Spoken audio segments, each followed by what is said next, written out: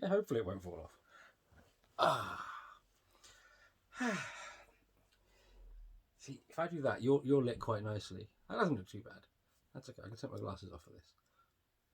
Oh god, my eyes look terrible. Put them back on. So this is Star Trek Discovery Season 3, Episode 8. I think it might have been 8. So obviously spoilers are about to potentially. I haven't got a lot to say. I mean, I fell asleep. That's the best thing I can say about this episode was I had a couple of minutes kip and really enjoyed that. It's a bit dull. It was all right.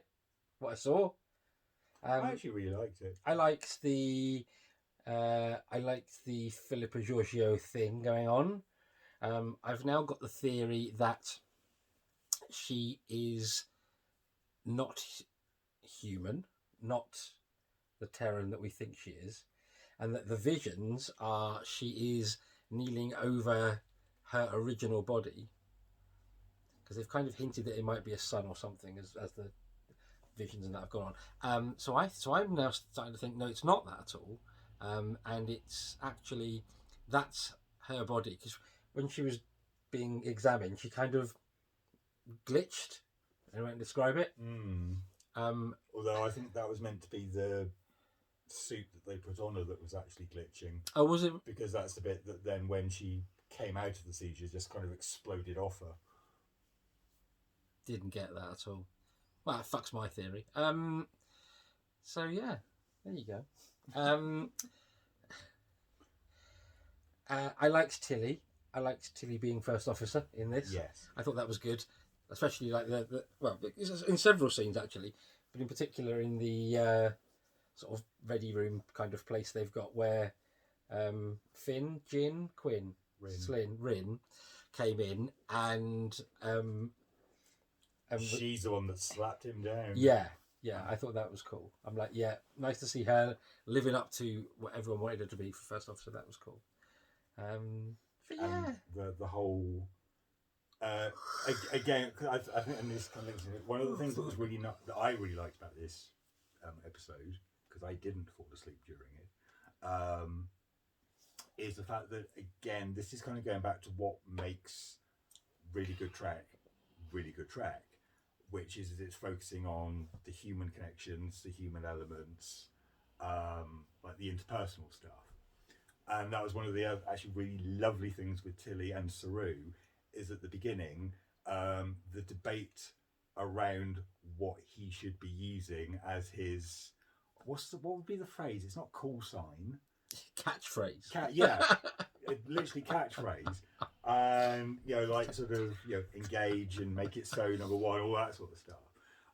Because it just sets up this lovely idea, because Paul mentioned it, of imagining every previous starship captain that we've seen at some point probably having a similar conversation either with their number one or whoever, deciding what their catchphrase is going to be.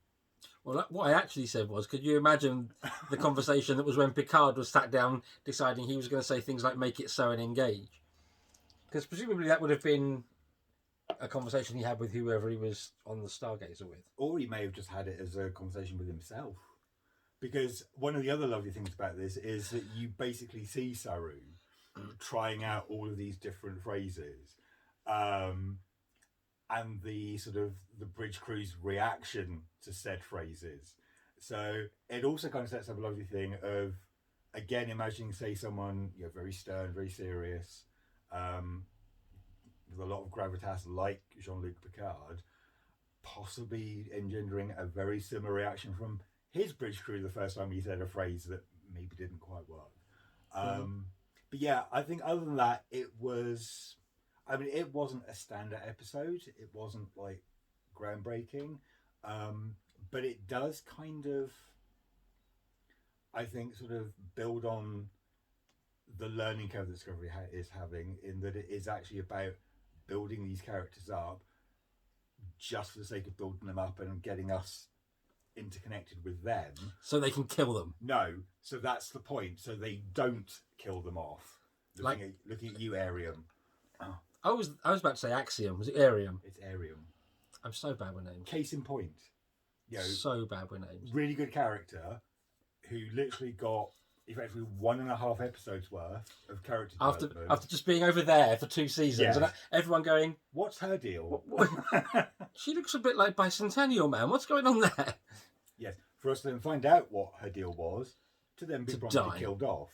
And they didn't do that in this episode, even though someone was of the impression that they almost certainly were going to. I really thought they were going to kill one-eyed, half not quite bald ginger girl. Detmer. Names. And so, yeah, I was convinced she was not coming back from that mission. That was a done deal. Probably that's about when I fell asleep, actually. I remember them still attacking the ship. I remember some stuff going on with the scene that looked like it was possibly edited out of Brave on the planet. And then I had a little snooze. And then Book and hot Spanishy dude were sat head to head doing Super Patch Game. And that's something else. With Blankety Blanks on tomorrow night. I think. Tomorrow? Anyway. No, Christmas Day. There's a special Blankety Blank Christmas Day. Okay. Randomly off topic. And yeah, and they had like glowy head dots, like weird, like henna tattoos. I didn't really know what was going on because I'd been asleep. I liked, so that was nice, and I liked the. To take this back,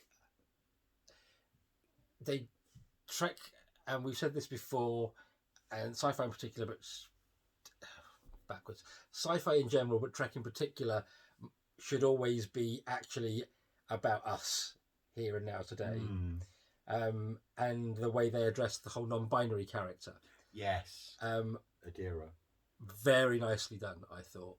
Really delicately handled, but also they didn't pussyfoot about. They didn't piss about with it. No. They just got on with it. It's just, I don't like being referred to as she. I prefer they, them. And that's what I want you to do. And I mean, again, no great surprise given where they are in the future, and given that it was Stamets, which was obviously the character that was having this conversation with Adira, but it's literally just going like that from she to that's they, Miranda them. Sings, by the way. Anyway, sorry. Which one? In the middle. It's her series. Right. It's her show. Sorry, we had a whole conversation yesterday about Miranda's, and she just popped up on the screen. Yeah. So yeah. But he points to the screen that's got 3 female characters on it. Clearly, she was going to be the main character. Anyway, I don't even know who she is. I still don't. She's amazing. Colleen, if you ever see this, I love you.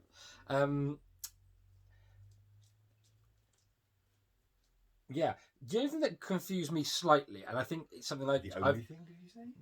A thing. I think it's just something I haven't adapted in my head yet.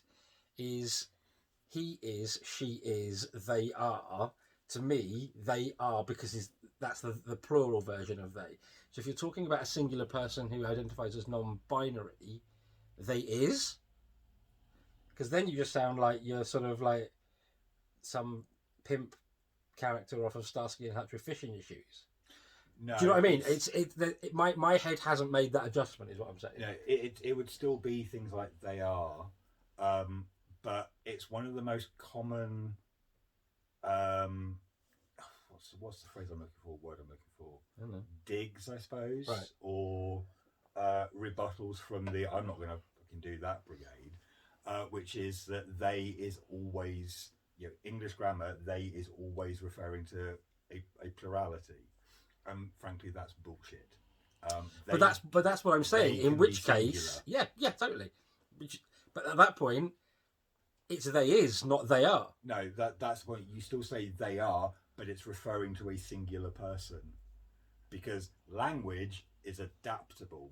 But that's exactly the point I'm making. You would always use is for singular and are for plural. No, but that's what I'm saying. So my head hasn't made that adjustment. But no, it's. Thank you for making my point for me. No, it's the fact that it's always they are, but the argument of a lot of these fucking idiots is that they are can only be referring to plural. Well, it doesn't have to only be. No, that is the grammatical argument. That's what they say, but the pushback to that is they are can be referring to a singular person, and that which it is. And does and should be, but yeah, that's just that's one of the stupid things. Like, marriage is only for straight people because it's a union between a man and a woman type argument, which is just carries no water and is bullshit. Marriage is just for stupid people. Well, there's a conversation for another time. You know my thoughts on it, and you know why I say it. Or not, as the case may be. Excuse why we have domestic. So anyway, yeah, he liked it. I thought it was average. That's your Star Trek review for this week.